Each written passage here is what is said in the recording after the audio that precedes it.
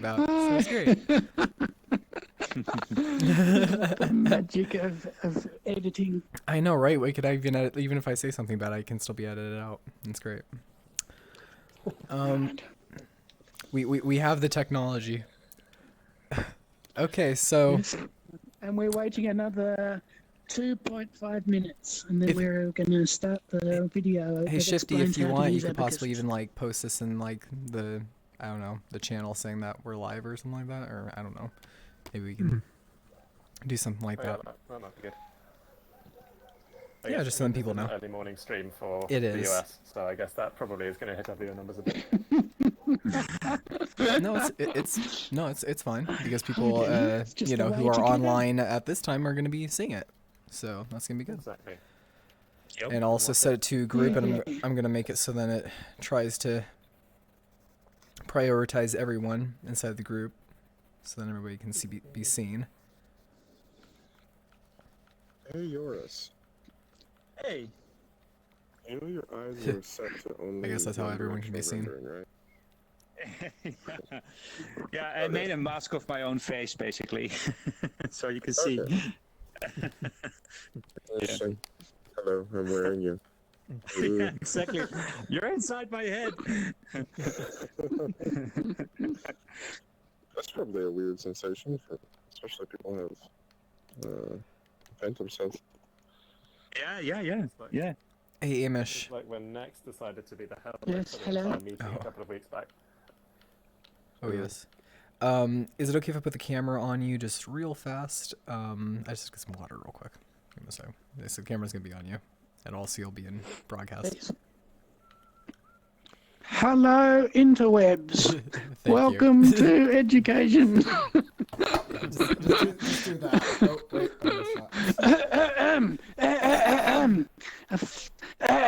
A funny thing happened to me on the way to the lesson.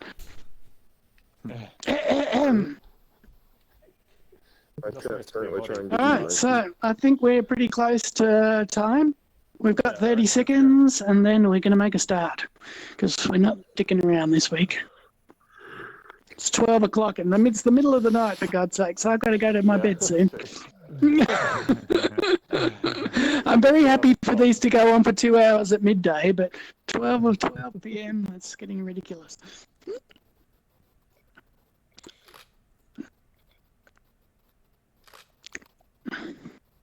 All right, 5. Get ready, everyone. 4, 3, 2, 1.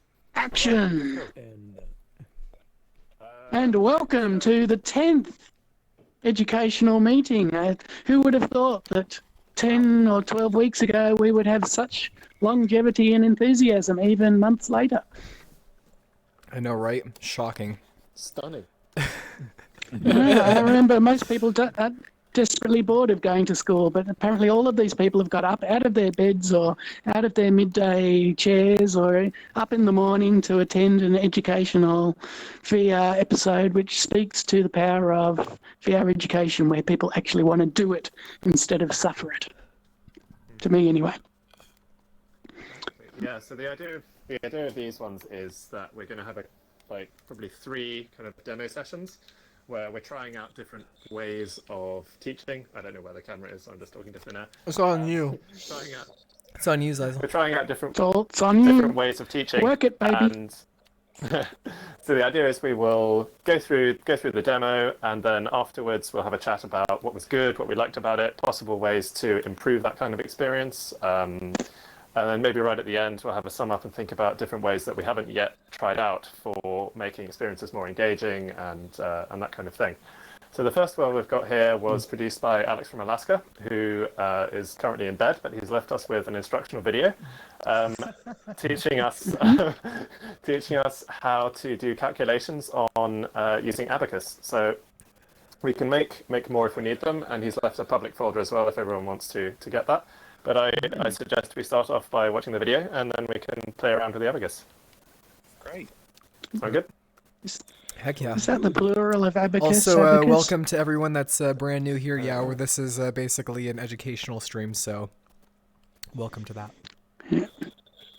Well, not educational for Neos, but educational in the sense of Neos being used for educational purposes, such as school. And yeah, That's right. teaching. We should have a warning or a disclaimer. Be careful. You may learn something today. For example, how to use an abacus. If you're allergic to learning new things, it's probably a good time to discontinue your stream. But don't worry, we'll keep it entertaining for you guys to still be watching on. I know it's about to get super entertaining because Alex is going to tell us how to do it. Yep. Yeah, Okay, so this is. who do I have to make 2D? Hey YouTube, today we are learning a completely useless skill, how to use an abacus. Because as a business owner, if there is a it playing zombie for everybody? apocalypse outside and everything has gone to crap and the computers don't work and the zombies have eaten all of the pencils and paper and the calculators and it's all just been shot to death and you still need to run your business, the trusty abacus will get you through. Beautiful. Hey guys, Eddie Hood here, and you are watching The Profitable Entrepreneur. We are dedicated to helping you build a business. You can turn off the that will set you grabbable for free, the whole and thing with the today is checkbox. a little silly because we're learning how to use an abacus, a 2,000-year-old calculator. Why? I don't know. It just sounds like something fun to do. I found this thing in the office. So you can use this to do, multiplication, division, addition, subtraction, all of that stuff. We're going to start with addition. Each row is as a placeholder. So these are the ones, the tens, the hundreds, the thousands, the 10,000s, 100,000s, millions, 10 millions, 100 millions, and the billions. So this thing can really go quite high. Now if you're adding, all you do, we're going to do an easy one real quick. We'll do 8 plus 7. These are the ones, so we're going to count over 8. 1, 2, 3, 4, 5, 6, 7, 8. Now we add 7. 1, 2. Because I'm out of ones, I trade all of them for a 10, and I keep going. 3, 4, 5, 6, 7. So 8 plus 7 is 10. Plus 1, 2, 3, 4, 5, or 15. Pretty fancy, right? Wow. Okay, let's do a harder one. Let's do, 130 plus 41. 130 plus 41. I think so it's that so means funny we've got to to see start this in here a super in the high-tech hundreds. PTR We're gonna add environment. 100. I know. Yeah. Completely surreal, I'm isn't gonna it? add 41. I'm gonna go 1, 2, 3. Sid, you're in front of the 4 camera. the Shoot, 10s, boy. Plus a 1. Yeah. That Oh, gives me jeez. 100. What's 1, going 2, on 3, here? 4, An 5, educational 6, stream. 7. We're So learning. 171. Okay, then I'm out. Fancy. I'm not throwing my calculator. I'm just gonna use this from now on. All right, guys. Multiplication is a little bit different. We still have placeholders for each of the rungs here, but it's kind of mirrored. So let's do an easy one. Let's do 8 times 7. So I'm using the top and the bottom now. This is still my ones placeholder, but now this is also going to be a ones placeholder because we're using single-digit numbers times single-digit numbers. Okay, the way this works is for every one on the top I push over, I gotta have a group of 8 down here. Now the first one I pushed over, I've already got 8, so I'm done. Next, I'll push that over, and I gotta count 8 more over. 1, 2, but I'm all out of ones, so I gotta switch all of those for a 10, and keep going. 3, 4, 5, 6, 7, 8, and you just keep doing that until you run out. Push that over. 1, 2, 3, 4. 5, 6, 7, 8. Who do we appreciate? Anyway, push that over. 1, 2, 3, 4, 5, 6. Yeah, learning how to 7, count. 8. 1, 2, 3, 4, 5, 6, 7, 8. I'm all out. Push that over. 1, 2, 3, 4, 5, 6, 7, 8. Push that over. 1, 2. 3, 4, 5, 6, 7, 8. So 7 times 8 is 1, 2, 3, 4, 5, which is 50 because the tens. 51, 52, 53, 54, 55, 56. 7 times 8 is 56. That would have taken 5 seconds on a calculator or less, but hey, that's more fun. Now let's do a difficult multiplication problem. Let's do a 2-digit number times a single-digit number. We'll do 21 times 7. So again, we're going to mirror. This is going to be our single-digit row here, and this will be our 10-digit row. This is now our single-digit row, and this is our 10-digit row because again, we're using 2 digits. So one tip: Hi, Gilly, put the smaller number up top and the bigger number down below. It's less flipping of the beans. So I'm going to put 7 here. Yours. 7 in If you want to turn off the grabbable for the whole thing, 21. if you want to turn off the grabbable for the whole thing, you can press the Every time I checkbox. push a beat over, I need to get rid of 21 down here. And then just the push sliders beat move. over, and then I'm going to add and 1. Push a beat over. 20 and 1. Push a beat over.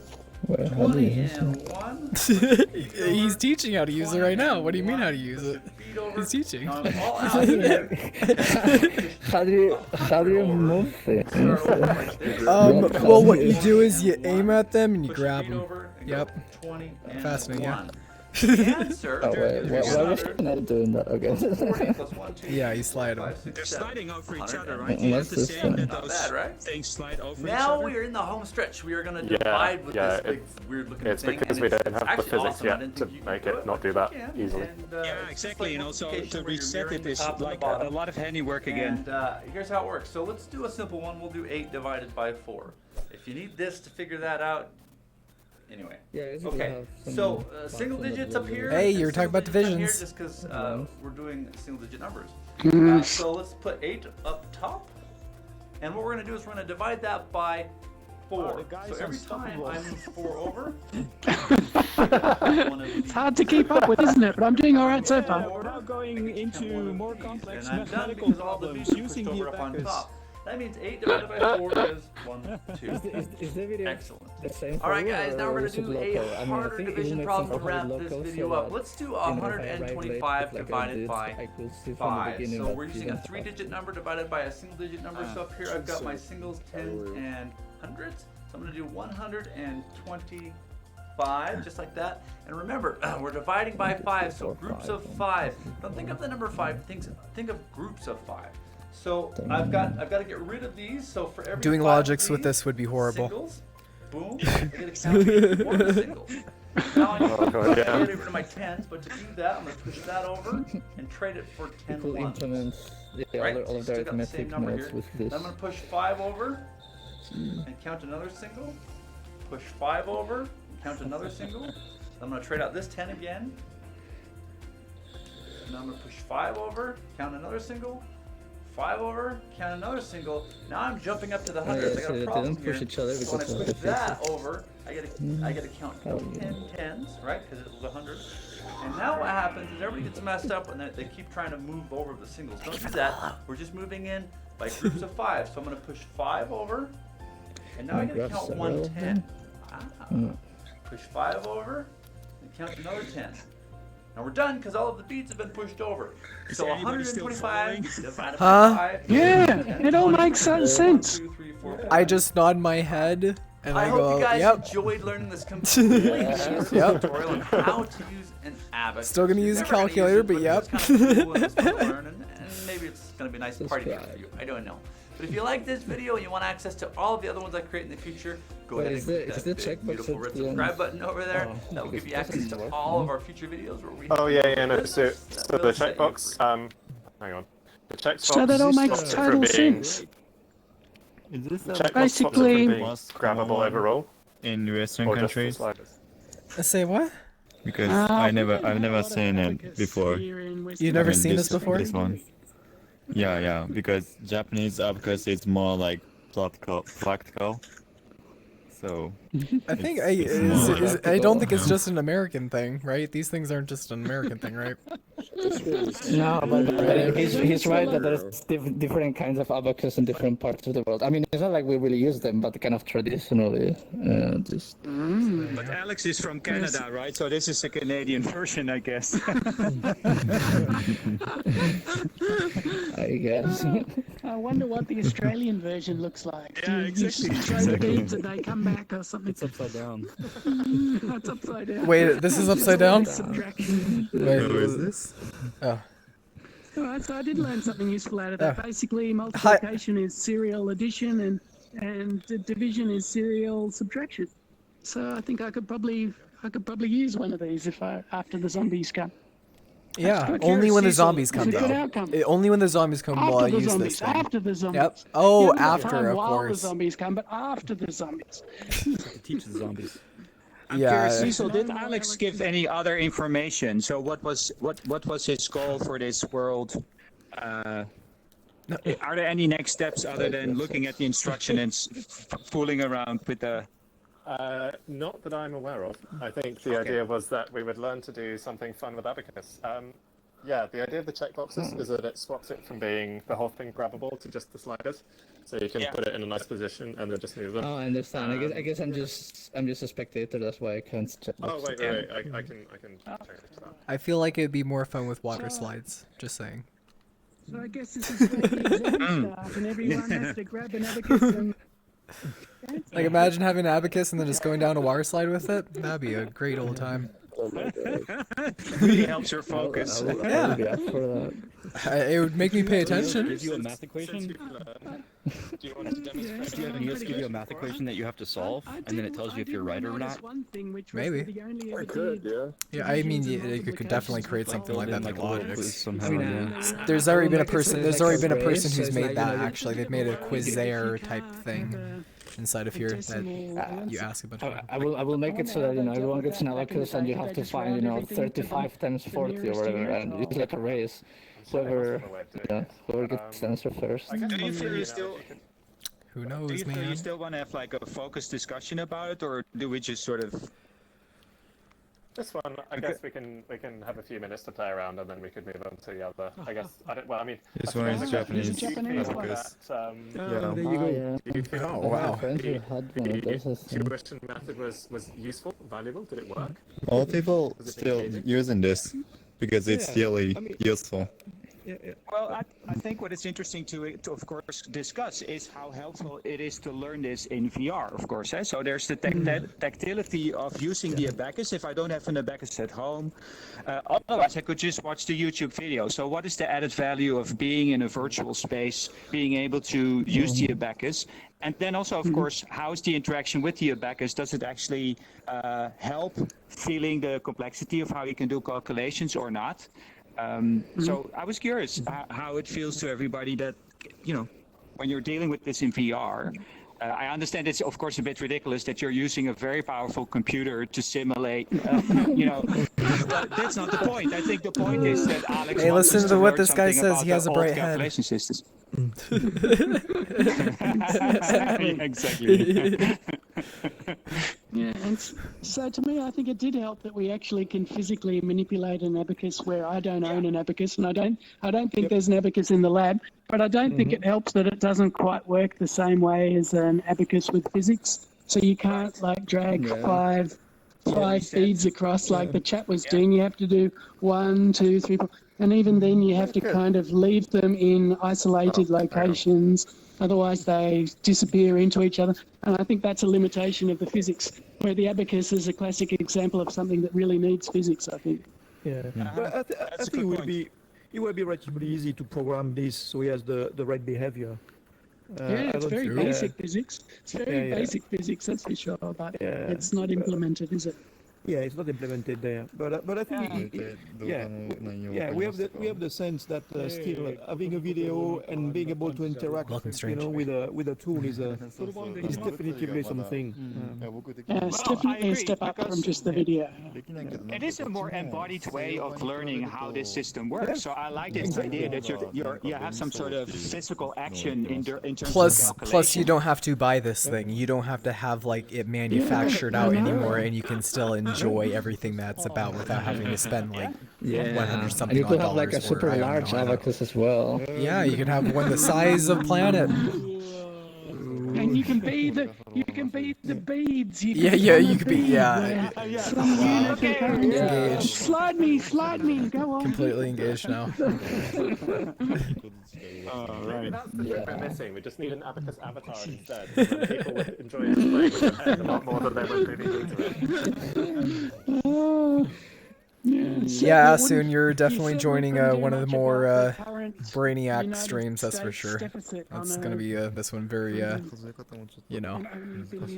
gonna get the knowledge, lots of knowledge in this stream. Don't worry, we'll have more of a recreational stream on Friday. I definitely know more about how to use an abacus than I did. That's a win. I call that a win. It's not a good lesson where you come out knowing less about something than when you start. So there's other worlds that we're going to be checking out as well, right, Amish? That's right. We've got 3 more. Are we ready? Next one. All right. So who's going next? I'm ready. Oh, we've got an orb. We have an orb. We have an orb. Everybody, click the orb. Wait, hang on. We're clipping it. Is that the Okay, everyone clip the orb. That's not the headless. That's not the headless. He said clip. That's not the right word. Oh, that's not the right one? Oh, sorry. How do you clip an orb? My bad.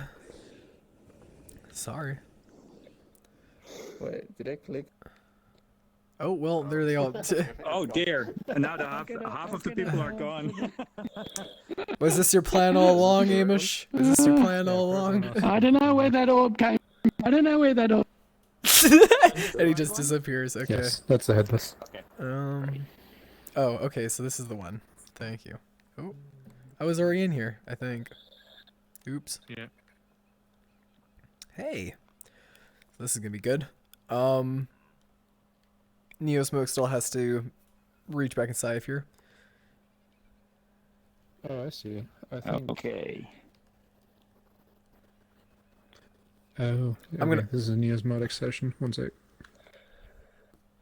Wait, is he in another room? It's a different session. Yeah, probably.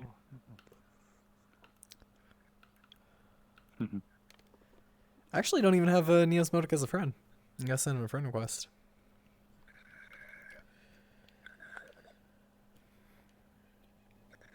I won't get into. I already know what this is, but I won't get into explaining. I'm sure he wants to explain what this is, and all that fun stuff.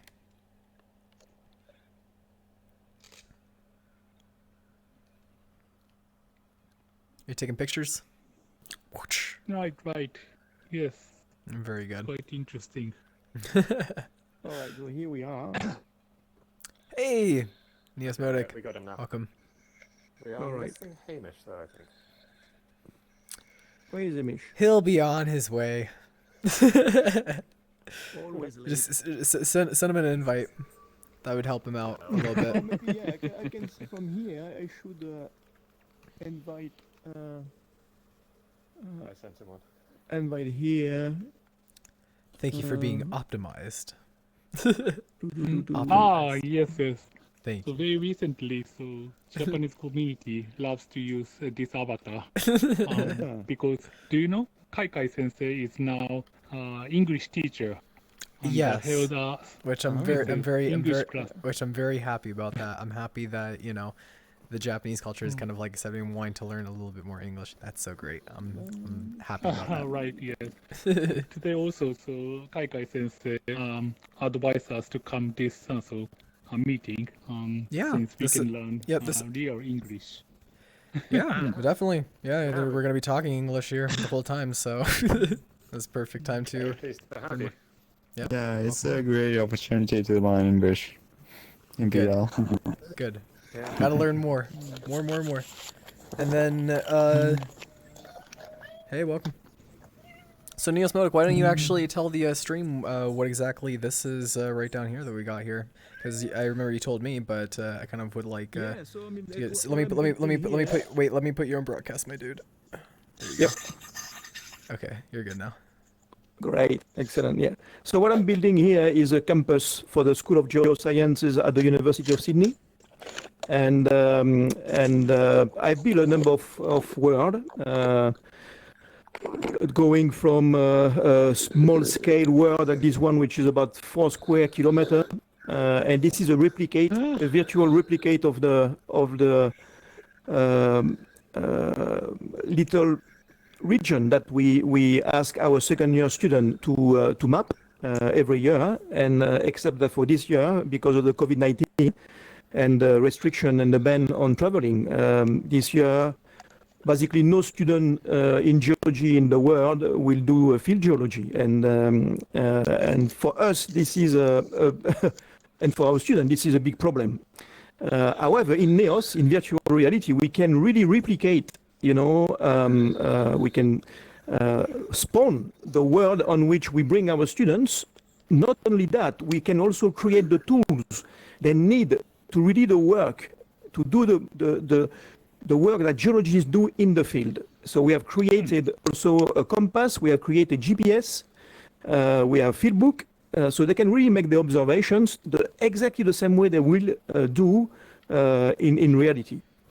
So the aim is not cannot replace, field geology. This is impossible, and this is not. Nobody can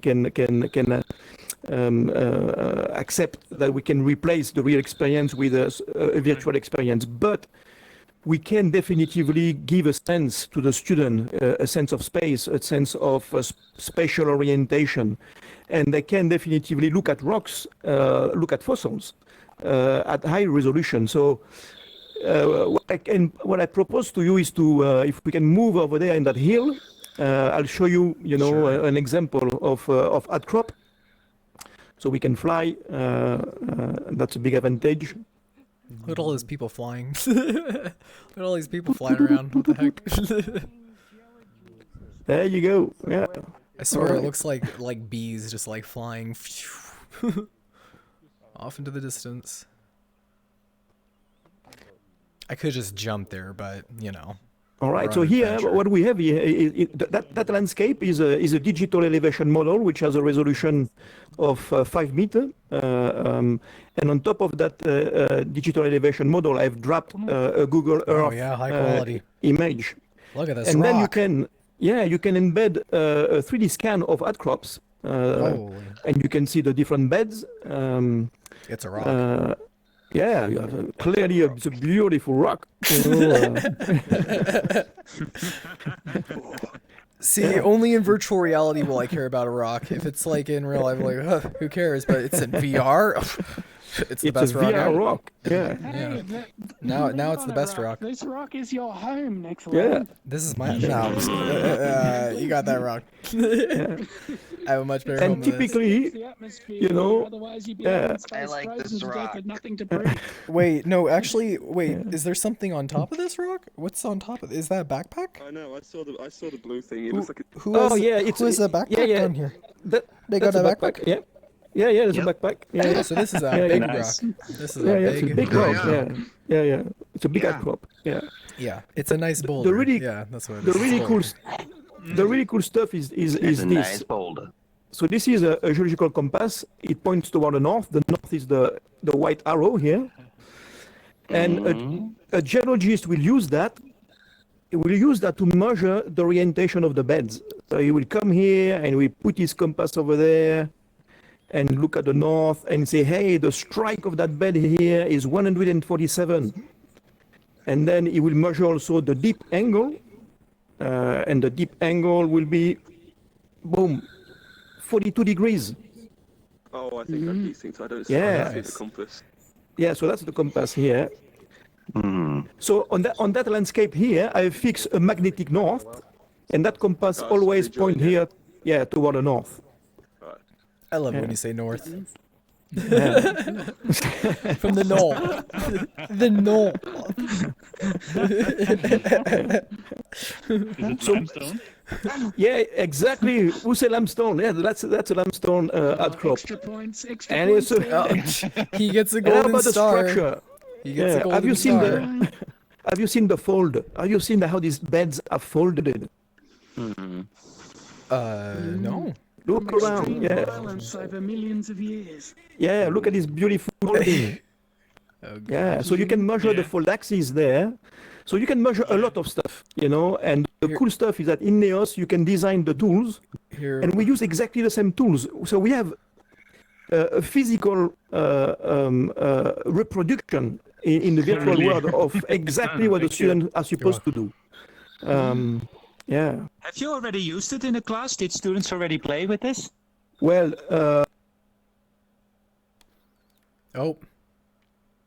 Error. Oh, exciting. We're crashing. Help me. I'm gonna scan. I'm gonna scan outcrops to bring I think I'm more back. stuff. Yeah. What happened? Did somebody spawn something out? Don't know. No, it's not the Sparklerman again, is You it? just Tell me it's not the Sparklerman. I think somebody spawned something out. Oh. Yeah, you all just fine. Yeah, Well, no, I can. I'm still No, at I can hear you. 25. Yeah. Well, no, I hear you guys, but my frame rate is running at like 2 right now. Actually, probably less. Probably even less. Yeah, I'm just mine is locked up completely. Was that? Okay. Yeah. Me too now. Yeah, I'm struggling as well. So maybe we should quit out of this one and join the next Geo World, but use the headers running on SHFR D16 from your tables. So Good, if you good can idea. quit here and What he said. Move on to L'Atelier, which What is he running on said. D. Even though that we SHFR like this boulder, D16. the boulder is great. It seriously is. Plus, there is more to be said about the whole thing. But you know how that goes. How do you exit? How do we exit? Yeah.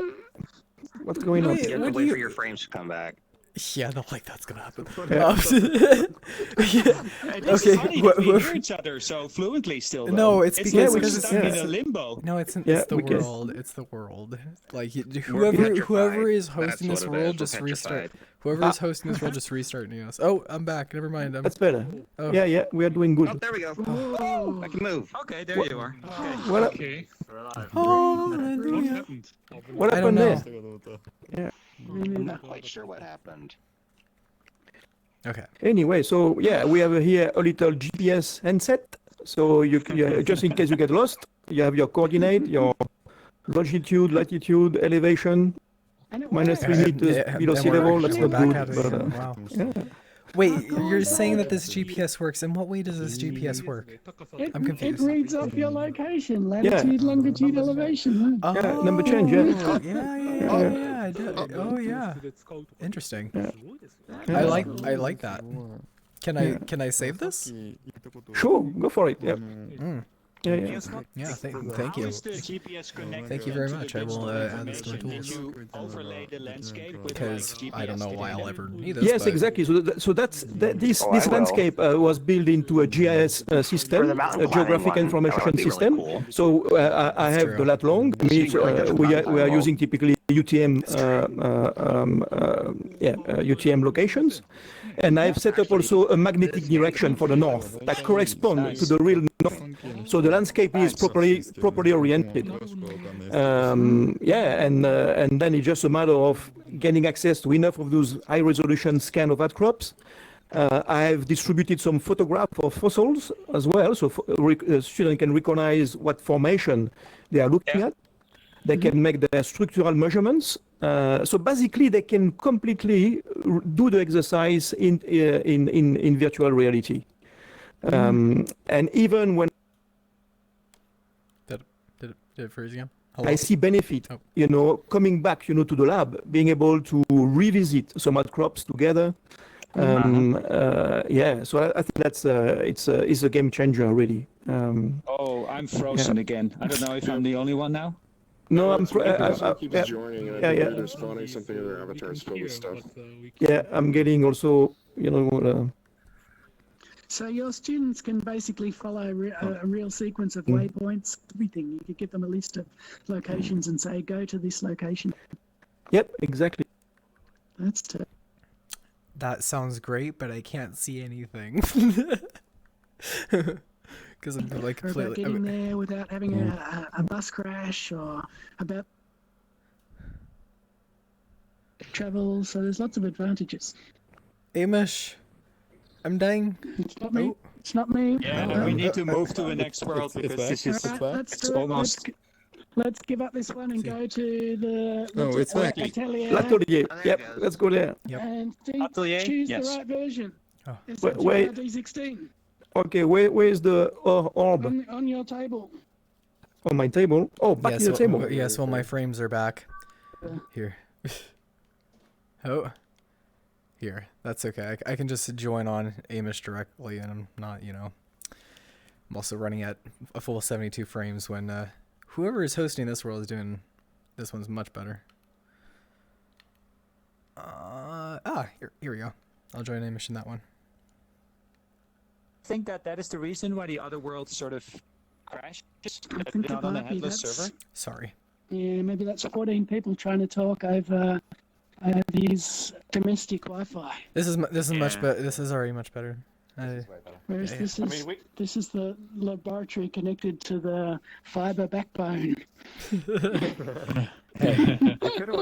All this stuff eventually will be a thing of the past, Amish. hopefully. That's right. I did bring the orb, but everybody was already arrived, so we was kind of stuck with it. But yeah, the headless makes a difference. I think I'm convinced it's 100%. It makes a difference. 100%. You need to run stuff on headless because it just is that much better. Yeah, well, we had a headless version of the last world. We just failed to connect to the right version. Yeah, would you like me to bring out Twitch chat inside here? I can. Oh yeah, what are people saying? Is anybody there out in the interweb? I'm sure not anymore. Everyone is like, we got to get it out of this stream that's running at 2 frames per second. We've got a static image. Yeah. Nope. They gave us an icon. They gave us spaghetti. Look, I'm not afraid. This is the whole point. We are prepared to fail. So we're going to try everything, no matter how dangerous. And some things are going to succeed, and some things are going to fail. At the end, we'll know which things succeed and which things fail. If we were just playing it safe, we'd just stay in a nice, normal world and do nice, boring things. But no. Nope. We're going to push the boundaries of science and education. We are indeed. We are going to push the envelope, which is almost certainly going to break things, as you say. Yes. But not like that. They shouldn't be breaking like that. You can do some pretty complex stuff without it running like that. Yeah, that's true. Yeah. As soon as the others get here, we'll do some complex stuff. Naughty chat. Naughty, naughty, naughty. This isn't that kind of chat. Especially for, this kind of stream. Don't worry. You guys will be able to do all that sort of stuff on Friday. You should definitely join on Friday because we're giving out free merch and all that fun stuff. But we are interested actually in this interaction with the chat. So also from an educational point of view, it's really great if we can build worlds where people can participate through the chat of Twitch, maybe answer some questions or just trigger certain events in the world that we can go through. They have like a form of sure. They have a form of participation inside of here because they're interacting with us and we can see what's happening in real time. So this usually chat commands are on a special chat. This one does not have the chat commands, so they're not going to work inside this one. Also, Warren, thank you for follow. Yes, Zeus is definitely. Yeah, to learn how to get atoms assimilated. Well, actually, not even atoms can't even be smashed through electricity. You need an atom smasher, right? Could work though. If your teacher's getting boring, you just electrocute him and then he moves on to the next topic. Problem solved.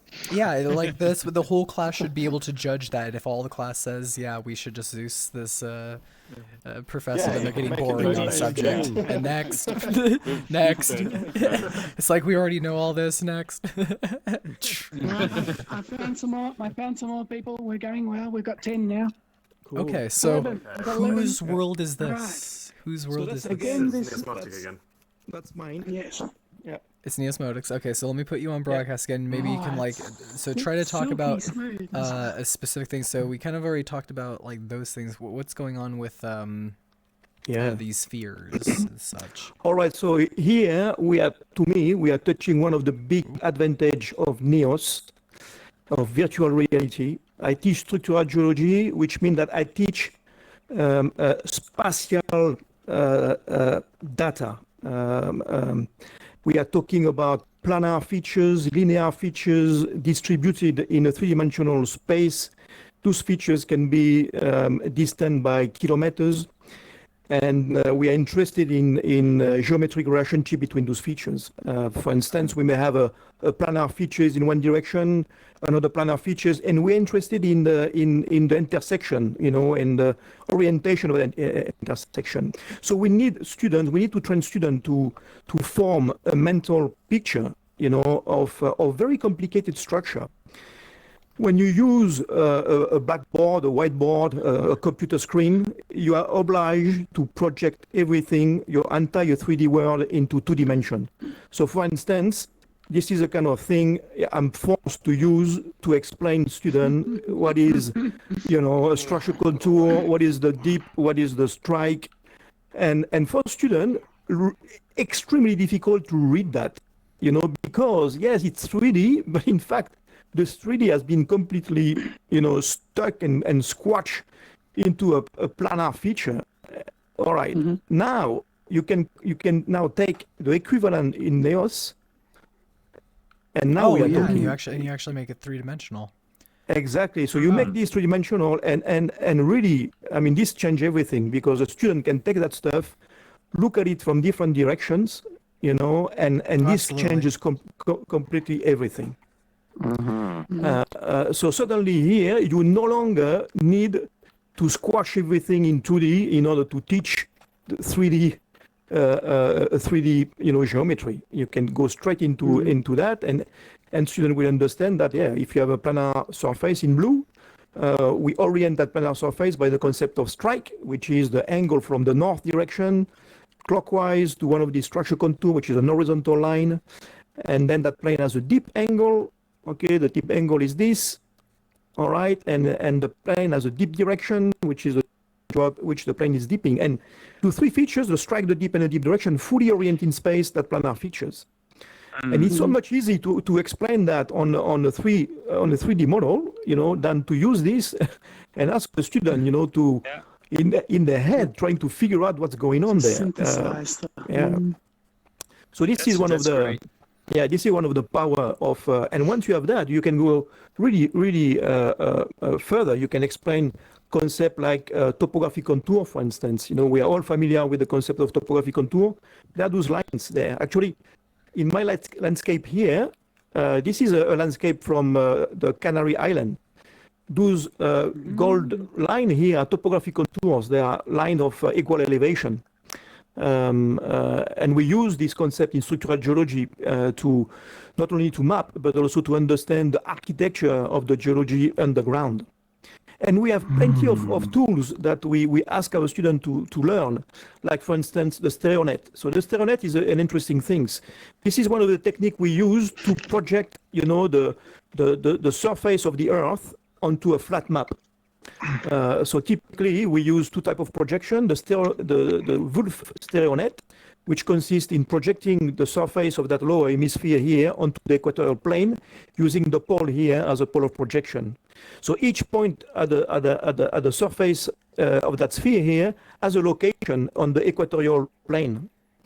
Again, if you use this simple little model in 2D, again, extremely difficult for students, you know, to understand what's going on there. But really, having those tools here, you can really, you know, have a much better and easy sense. So, absolutely, less same in cognitive same in the overload. demonstrations that was happening with going inside of like a human body instead of seeing it like through a Exactly. flat imagery of like seeing the human body. You can actually go inside and see organs or see where they would be and just fly through in VR. Yeah, and your understanding is order of magnitude better and faster. Yeah, particularly for things like this where you're worrying about directions and angles and distances and things, for people to be able to potentially fly inside the diagram, it lets them get the space better in their head, because trying to, as you say, with 2D, a lot of people struggle with you know, rotations and moving like spaces around in their mind and doing those kind of transformations. But if you can just fly inside it, you can move around to different points, you can get an intuitive sense of how the whole thing is set up. But what I also like is the sense of scale. So the fact that you can look at a rock that is as big as like a whole house block and still get an overview and relate to that in a spatial sense, other than getting into a helicopter and constantly scale up and down in relation to the information is like very powerful. Yeah. And in geology, we are doing this multi-scale observation. You know, we have a hand lens to look at the grain size, you know, but then we also need to look from an helicopter point of view, where we look at the large-scale structure, and we integrate this observation at multi-scale.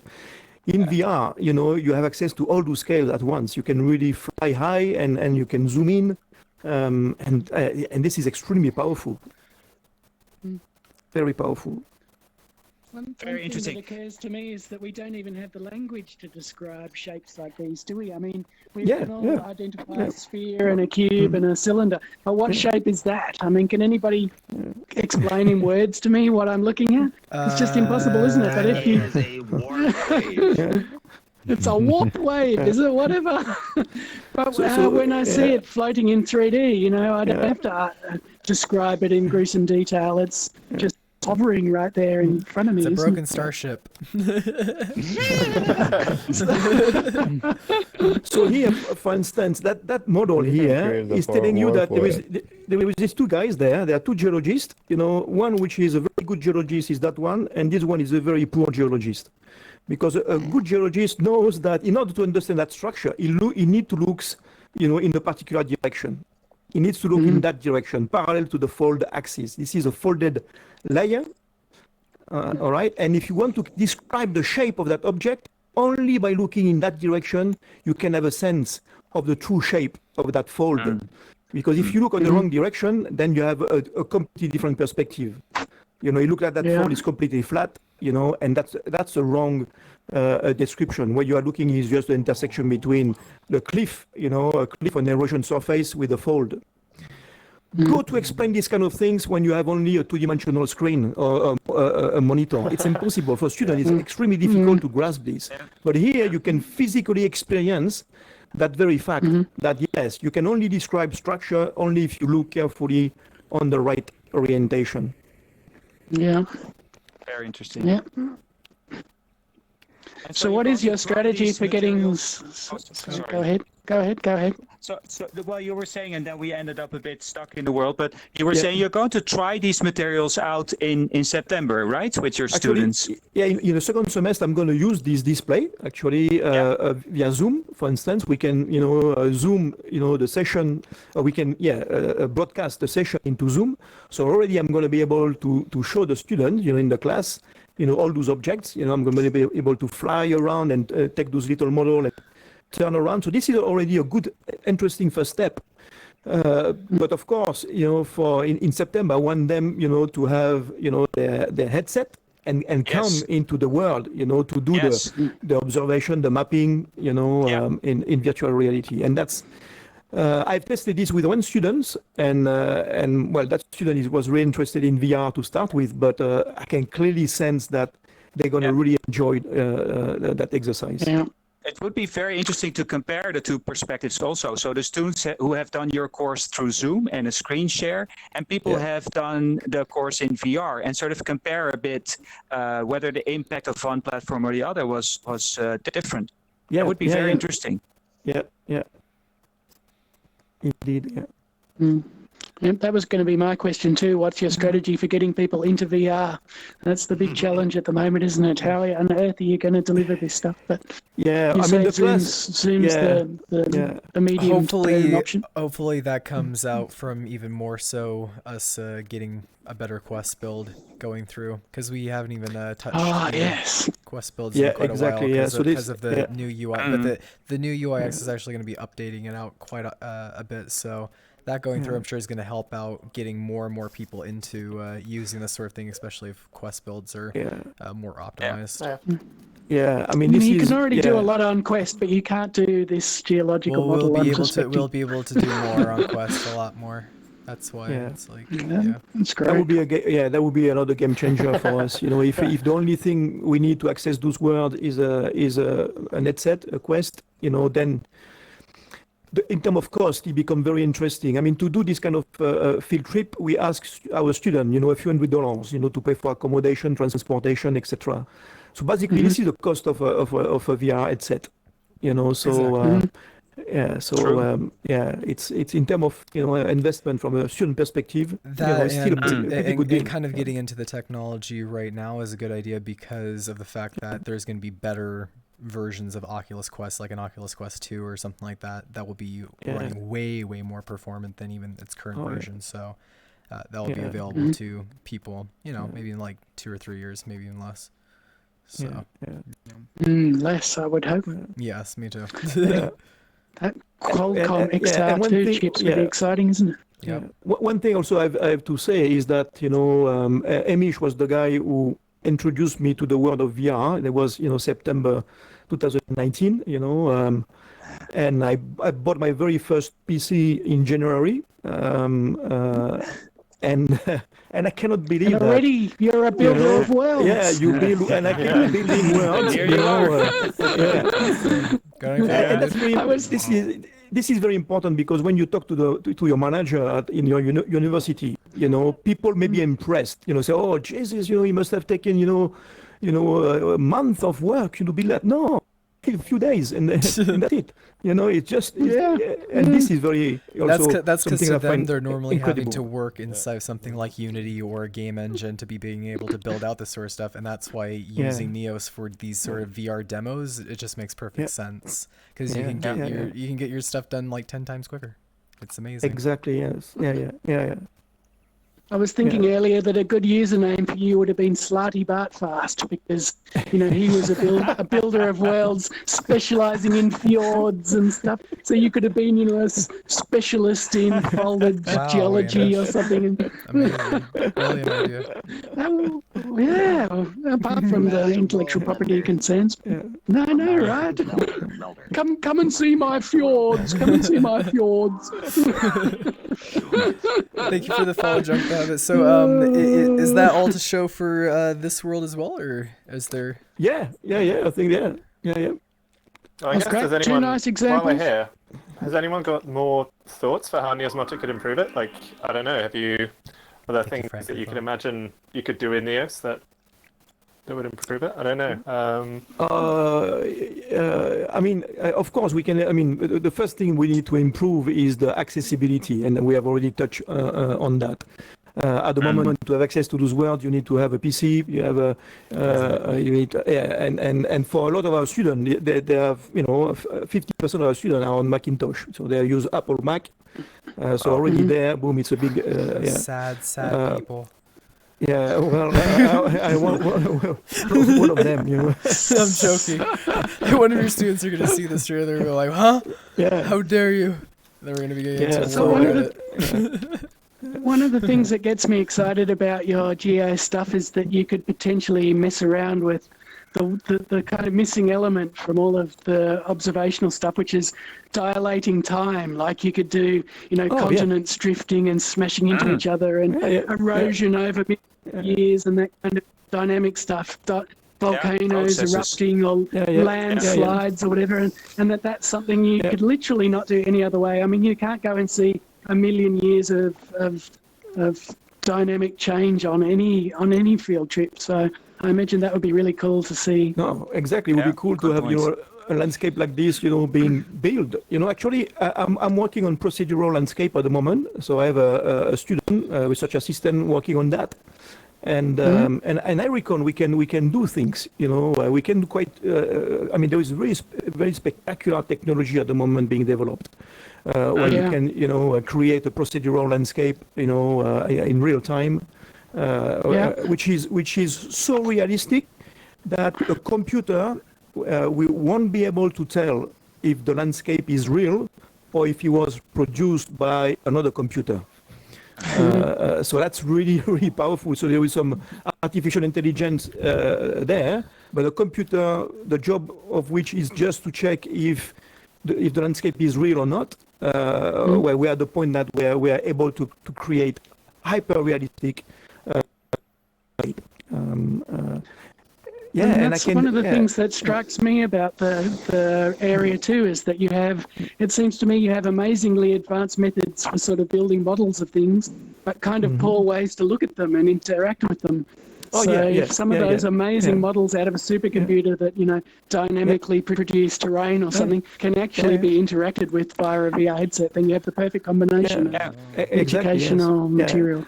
I'm running a lot of what we call thermomechanical model in our supercomputers in Australia.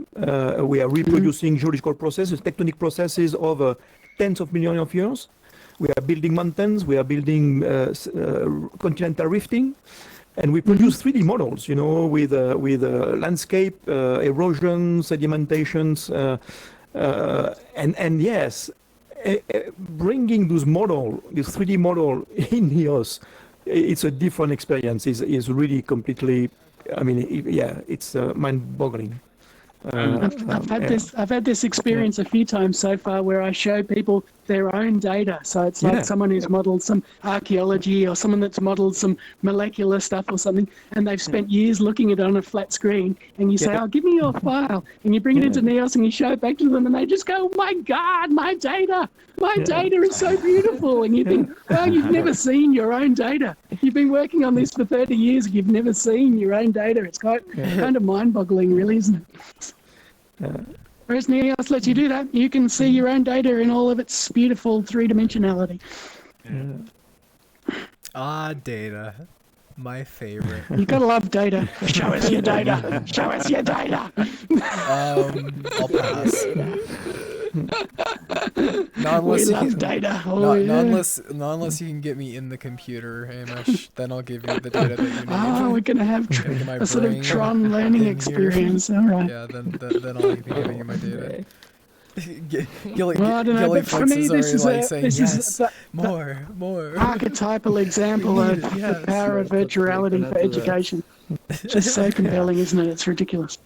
I find that But really we are going to curious move that on to at my something that's a university, bit even the more people working with dynamic VR use or Max at the MN machine. temporal, Yes, so okay, that we can see the other huge advantage, which is not only can you see everything in 3D, but you can see everything in 4D, because time. We're going to the fourth dimension. 4D. We're going to the fourth dimension. We are going to the fourth dimension because the next demonstration involves 3D data visualized over time. The fourth dimension, you're about to see some amazing educational material on the magic in school 4D. bus or something like that to get there. Just go and Magic click the school right bus, beep, orb. beep. It's called. What's it called? I'll go and get the orb. Okay, we're going to the fourth dimension, you guys.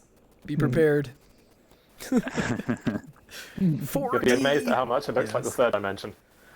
Yeah, I know. I actually So have be careful. Some of you are not ready for the fourth dimension. I know, but here it is for the brave amongst you. Okay, here we go. Everybody, click on it. Yep. Thank you, Hamish. Oh yeah. We're all bundling in. We're bundling in. This is a great day. My noisy chair. Here we go. The first time I did the university student lecture and on quests, and they all turned up like that, all just piled into the same spawn point. I just couldn't believe it. I was thinking, oh my God, they're all coming.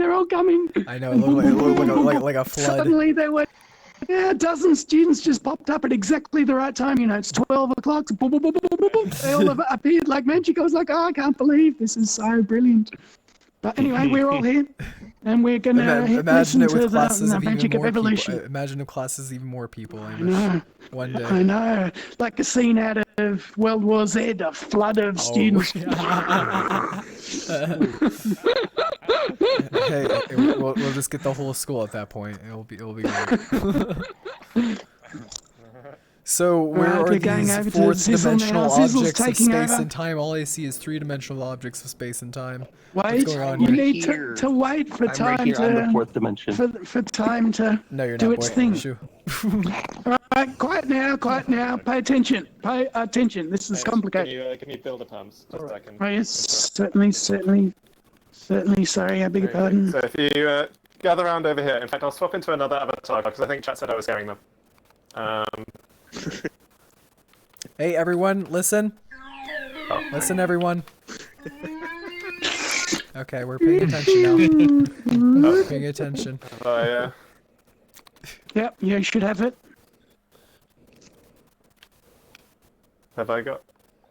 Yeah, you're an admin. It hasn't come through on my end yet. Yep, You're an admin. Oh. Okay. I'm going to Be read careful. the world because I think I'm lucky. Be careful. Okay. One sec. Talk amongst yourselves, everyone. Rhubarb. Can I be admin as well? Oh, certainly. Yeah, me too. Can I be admin as well? Since everyone's asking for it, let me be admin. I want to be admin. Can you be trusted? Dude, I'm streaming your thing for you, of course. I'd hope so. Right, we'll just wait till Zizzle comes back, and then he's going to take over. Chat inside of here as well. I'll let chat. I'm going to put... I'm frozen. I'm going to set everybody else to guest because we need enough permissions to press the buttons. Oh yeah. Okay, cool. Right, I'm in. Welcome back. And I'm in and that's off. Okay, nice. Yeah, so if you want to gather around here. Here. Let me. So the goal of this world that Fix and I have been building for the last couple of days was to try and go through the really, really basic principles behind evolution and natural selection, because these are things which I know in some countries are a bit controversial. That's not what we're going to go into today. I just want to talk about the ideas behind them.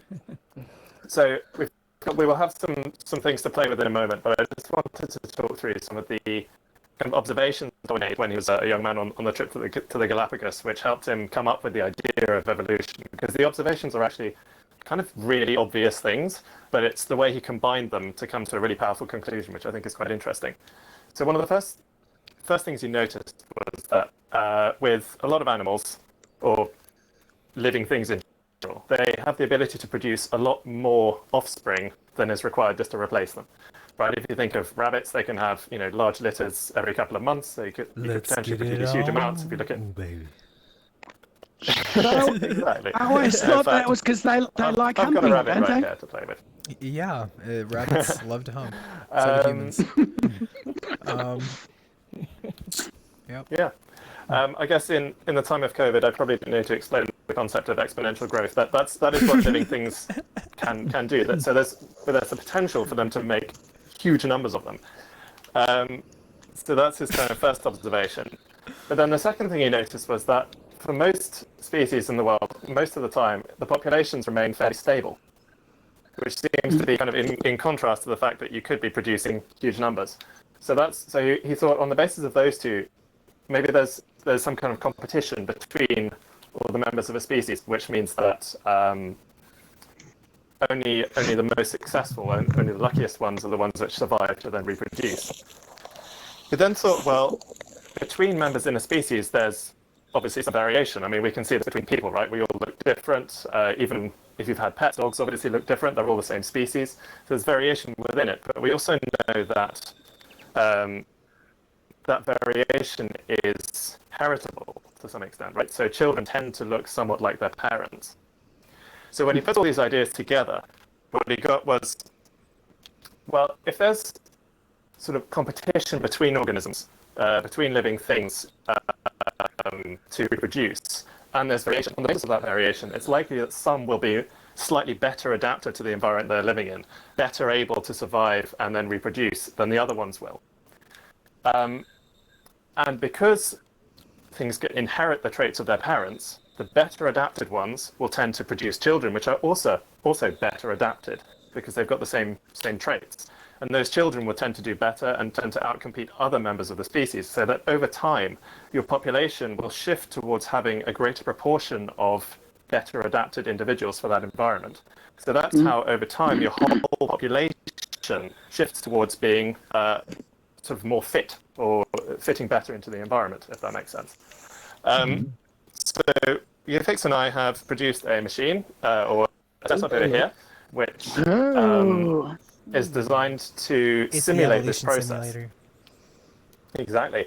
So what it does is we've got a background here. It simulates evolution in colored squares. We're going that basic. The idea is that you've got kind of like a background color, and when we start it up, it'll spawn a population of some colored squares on the top. And each kind of cycle going through it, we check to see if the squares live or die. And the survival chance is based on how similar the color of the square is to the background. So you can think of it as the closer they are to the background, they're sort of better camouflaged. So the invisible predator that's coming to kill them finds it harder to see them. We then allow squares which have got an empty space next to them to reproduce, and the children somewhat inherit the color of their parent with a sort of little bit of mutation in the color as well. And as we run through cycles of this, generally the squares which have color which is more distant from the background, they tend to be the ones that die off, leaving, and slowly the population as a whole evolves towards against background. So I'm just going to set this slightly differently. Is that based on cellular 10%. automata? We have a question over here. What did you ask, Joris? Well, I was curious how this relates to cellular automata kind of workings that we've seen as an evolutionary way of visualization of the spreading of certain things. I'm curious how, but maybe it's too early to ask. Just show it first. Yeah, we can discuss at the end. I think it is. I think it is quite related. But so if I start this off, definitely looks similar. Yeah. So what I'll do is I'll randomize the background color. Okay, so we've got a nice purple, and you can see that in this plot space, we've now got where the color is in red, green, and blue. So in what we can do, RGB space, yeah. So for any color, we can decompose it into a red component, a green component, and a blue component. So that's what this is showing. And so what you'll see is, in addition to having the squares here, we'll be plotting where the population of squares is in this color space. And what you'll see is, over time, they will kind of converge on where the target is. So hopefully now, if I start off, we shouldn't have too many issues. Is it running? It's alive! Yes, it's alive! It's running. So what you'll see is, in the beginning, there's quite a lot of variation, but over time, they will kind of converge towards the target. And that's because divergent ones are being killed and matchy ones are surviving. Ones die very often, but these ones are not dying at all, right? Mm-hmm. Yeah, exactly. Yeah. And what do you mean by target, Cecil? Oh, so it's just basically the background color. So it's the important thing here is that the survival of these is based on the distance from there to the background. So that's kind of the survival criterion. And so essentially that's the thing that the population as a whole is optimizing it towards, without knowing.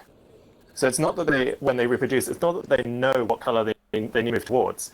It's just that we're producing variation and then selecting it. So we're kind of we've got a two-step process. When you produce a new one with random mutations, you're kind of producing some new variation in the population, and then the survival check is like another step which selects for the ones which are better adapted. Also, so if I change the color, Frox is saying in chat, he said it's amazing that you managed to build such a simulation inside of Neos. So I think he's very impressed by it. Absolutely. Not to mention it uses the new UI. Look at that. Yes, good on you for that one. Yeah, this is UIX as well. Good for using UIX optimized. It's the fashion. It's this week's fashion. Good. Keep it trendy. Okay, so what keep it trendy, guys. I'll pause this. We've got a couple of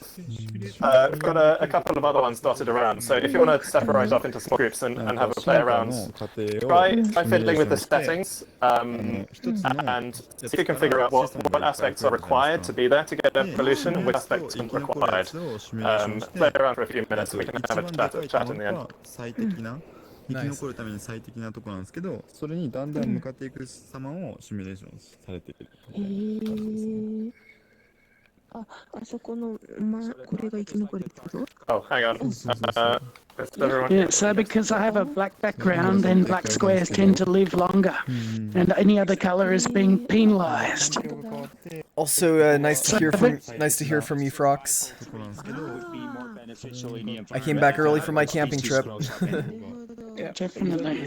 And look, my population is getting darker and darker now. Darker and darker. Wow. This is so these would be like vampires in a cave or something. Those that are darker will last longer. It's interesting to take the more like volumetric visualization in relation to more like the flat. It's interesting that it really gives a different feel to it. Yeah, and they display different information, because here if you have like lots of them which are the same color, you couldn't quite see that here. So they do like show different sort of aspects of it. This shows more like diversity, this shows kind of It's just got very bright. What's going to happen? Let's go, bright again. Oh, the population has just started. Yeah, I would say that this would be a wonderful way to visualize it out, especially since it's three-dimensional and inside of VR, and you're actually seeing it visually of things, conglomerating as over time. The new environment. Too different from the old environment. The entire population dies. Yeah. Look over here. That's you got extinction. Nice. Indeed. Actually, the first one I see, like, that this involves like pressing the trash button. Wow, I discovered something from your model. Woohoo. Very nice, yeah. Yeah, so Beautiful. Yeah, I mean, what you can do is you can kind of think of an analogy to that is that if you change the background color gradually, often the population is still able to slowly keep converging towards it. But if you produce a really big change, sometimes it turns them all off. So you can think about like what we're doing to the climate right now. Yeah, or a meteorite. Yeah, if you have a really big environmental change, so right, a meteorite or a flood. Smoke or something. Or a new predator. A new predator, you know, that, yeah. So we have a question in the chat. How long did it take to create this out inside of Neos, relatively? Honestly, not that, like, a few evenings. So a couple of days. Yeah, like a few evenings. Split work between gigs and I think I started working on this. Maybe I did a bit of work at the weekend, like this past week, and then the last couple of evenings we've been. So basically, like less than a week of work. 2 or 3 days. Yeah, easily less than a week of work. Yeah, and this is the amazing thing about Logix and the tools that Fritz has built for us is, we can put something together like this in remarkably short amount of time, and we can do it collaboratively. It really is. So it's basically 100 times faster than using any other platform, like everything else we've done in here. Basically. Roughly speaking, somewhere in the times 100.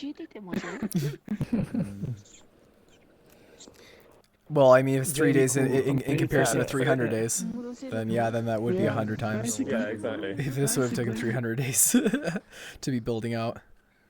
So the ideas behind the options is that if you disable the color variation and you turn down the mutations, basically then the whole population will be identical when you start the simulation off.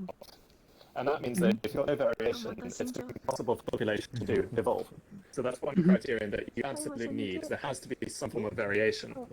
But then also, if you turn down the color survival, if you turn that down to 0, that means that the survival of these is completely random. So it doesn't depend on color at all. And if you do that again, the evolution will stop. We got lots of mutation in this one. No selection mechanism. So you can have as much mutation as you like, but if the trait is varying, is complete independent survival chance, then and if your mutation is really high, like now, you also don't really get convergence because every generation is almost independent of parent. So, exactly. So to maintain evolvability, it's a balance between wanting to have some level of mutations, but you don't want a crazy level of mutation because then your population is just all over the place. True. And inheritance is incredibly important. If you turn off the inheritance, then you can still have mutations, but each generation will leave you around. So there's no kind of running effect on the population. Yeah, there's no evolution. You're not preserving the lessons. Yeah, you're not preserving the lessons that evolution has figured out over time. But the thing about this is, because we programmed, we know that there's no way that this knows in advance that it needs to move towards a thing. It's purely an iterative process. It's like a two-step thing. Each step, you produce some mutations, and then you select which ones are better or worse. And you keep doing cycles of that, and then over time, the whole population moves. It's not individual changes, it's the whole population. I've got a question. So to what extent do you think that the fact that we have all of these crucial elements for evolution in the world, does that suggest intelligent design? So just laughs at that question. So it's like, I don't want to answer that right now. It's too early in the morning. It's like that story of all the physics constants being perfectly aligned with life on Earth, I suppose. Is that is it strange that we have all of these crucial elements, do you think? So, on that point of the physics. Hi, don't worry, I'm just using the camera. I have actually heard people suggesting. I've heard people suggesting that there might be a kind of evolutionary principle operating at the level of universes. So somehow there's kind of like survival function for universes which are better adapted to certain things are the ones which are more likely to produce new universes. I mean, it's completely speculative, but it's. Yeah, the nice thing about this is because principles are like this is not living. This is living, and yet you can see an illusion of this. Yeah. And basically, what's going on is kind of it approximates a sort of a search through your parameter space, right? So your parameters are kind of variation along RD axes, and what the process is doing is slowly searching through to try and find an optimum in that space.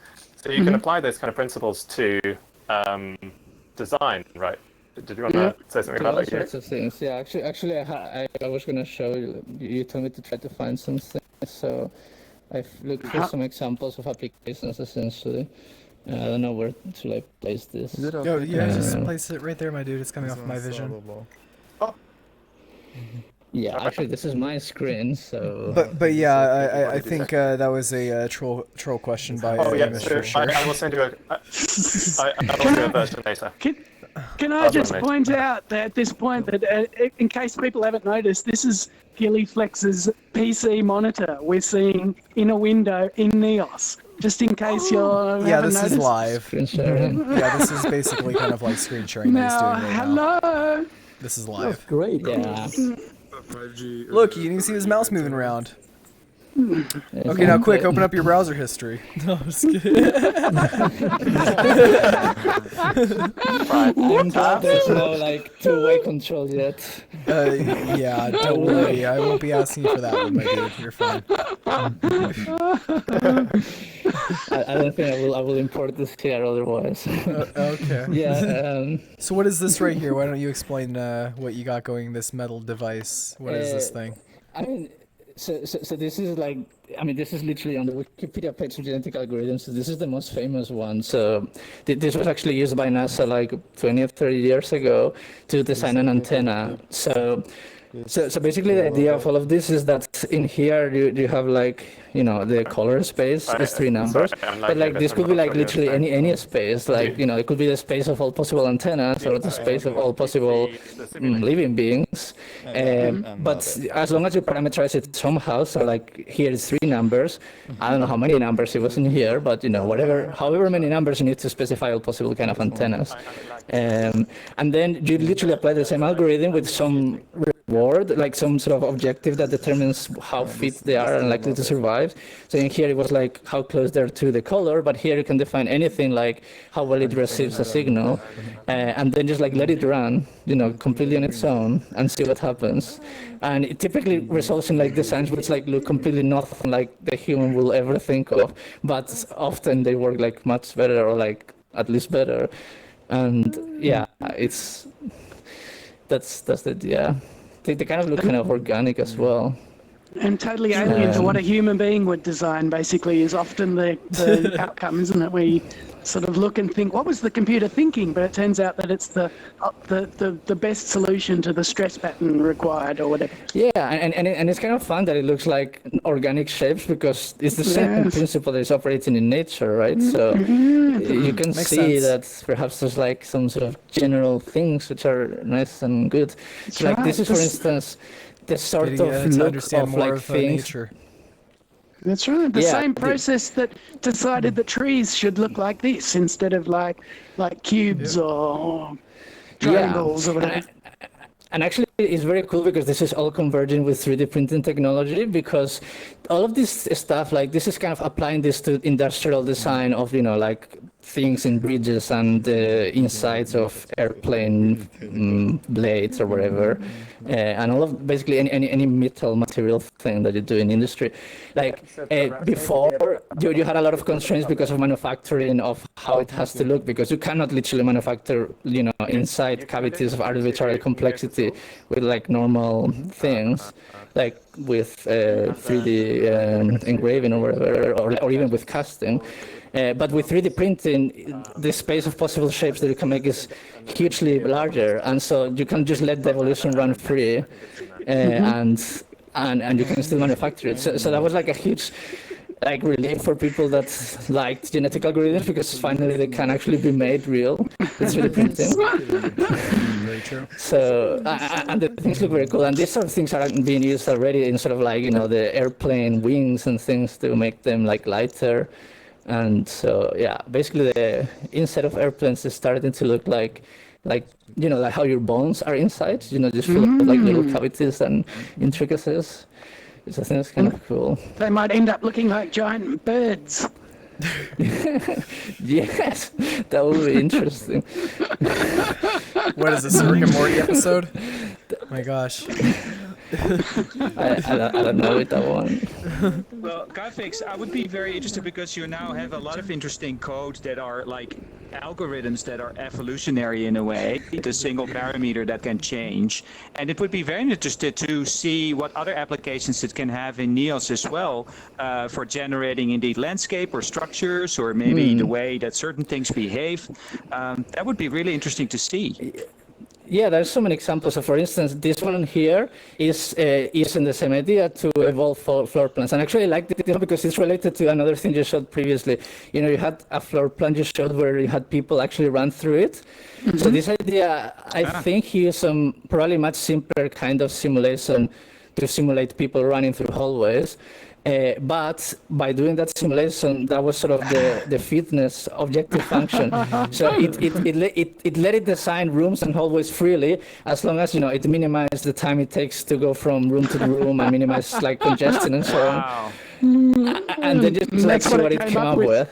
Oh my god! Yeah, I mean, it just looks like a leaf basically or something. I don't know. That's fantastic. Very interesting. And as you say, with an industrial scale 3D printer, you could probably build that building if you really wanted to. Yeah, exactly. With better manufacturing, it all helps together. I mean, in NEOS, this will be like like in the computer, you could like make this much easier. That's hilarious. And So I have one ultra modern architecture and solutions will end up looking like ancient plants and animals. Yeah.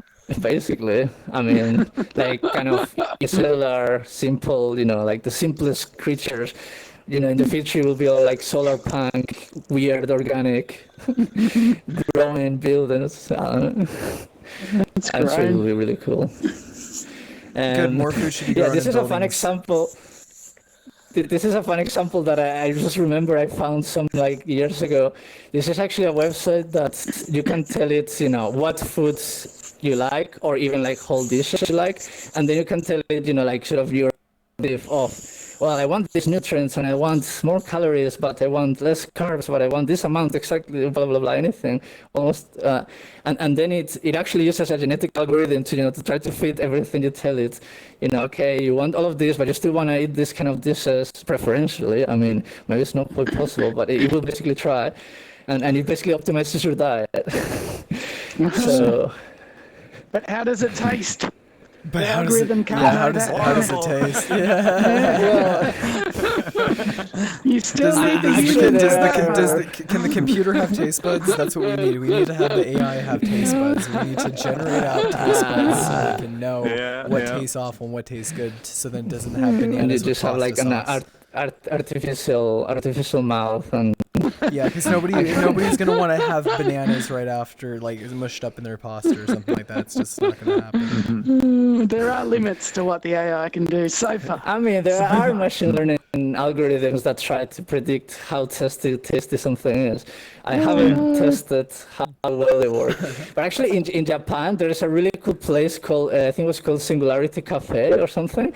And it just, it's the sort of thing I will only imagine in Japan. It's so cool. It's basically a place where you have to like send like a saliva or some sort of biological sample before you reserve a place. And then you go there, it's basically a huge machine that uses your DNA to find the perfect sushi possible in all senses for you.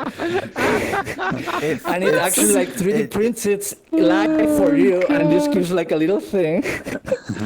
That seems so strange. Like if I'm gonna go to Japan, I'm gonna just go get that like $200+ sushi. I'm not gonna like have this scanned out sushi that's genetically made for me. Like what the heck?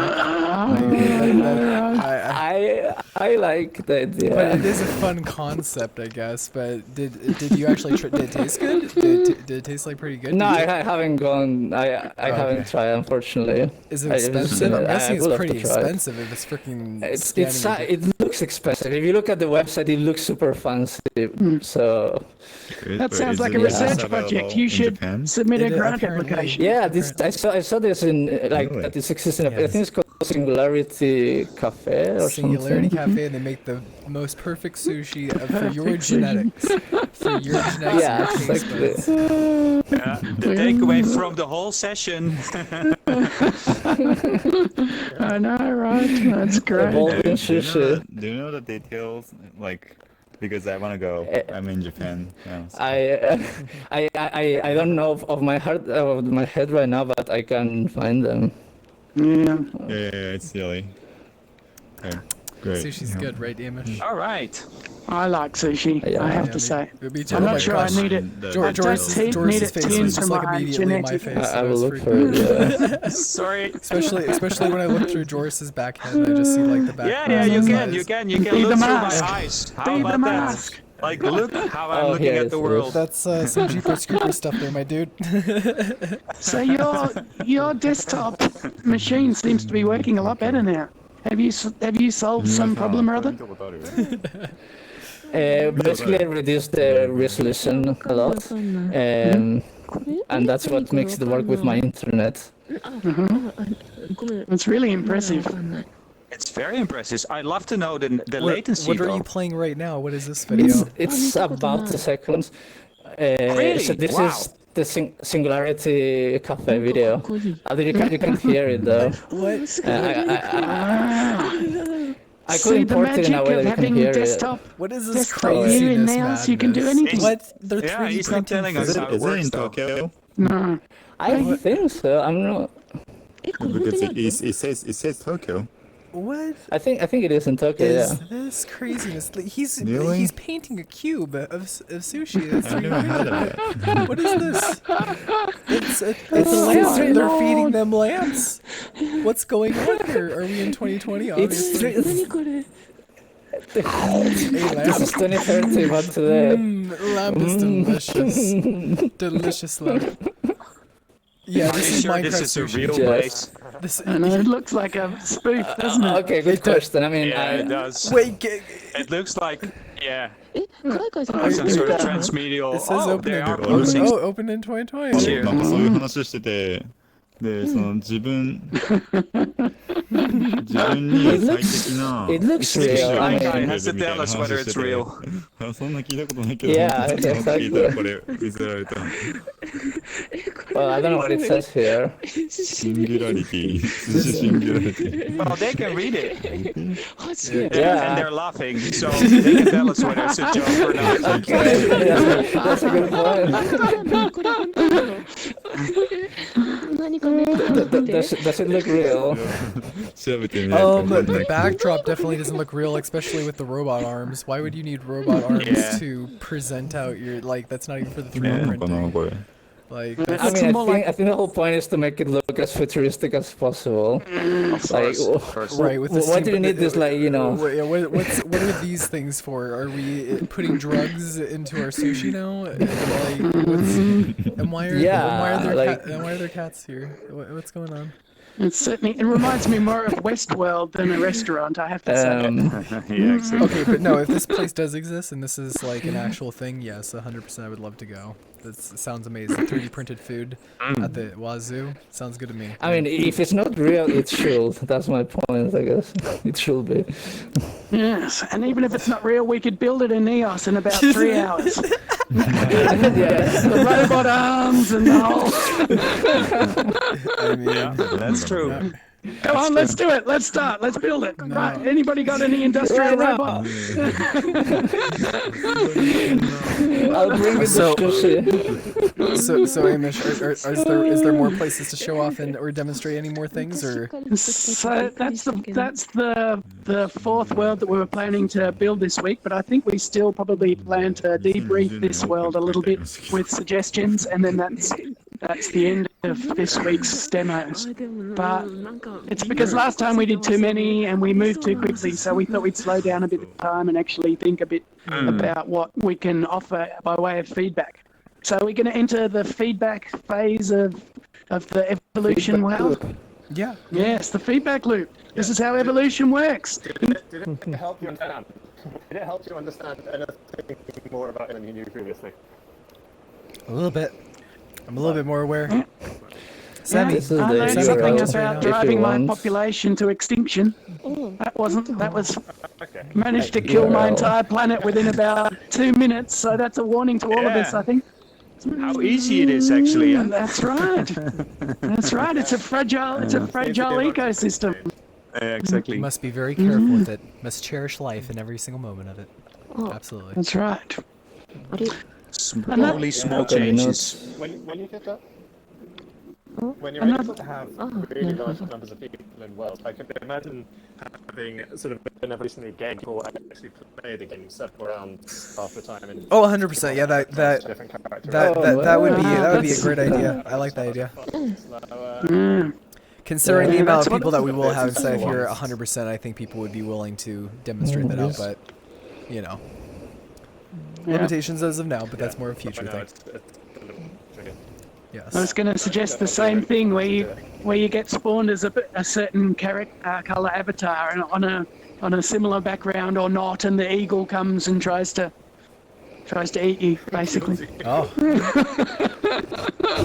Sounds about right. No, And then, boom, yeah. then you get respawned as another color, and you may have better or worse luck at escaping the eagle. That could be pretty compelling from the education and evolution if you perspective. escape the eagle, it's like your avatar gets a child in the sense that it gets That's right. respawned or And then you end up wondering if that better or worse. What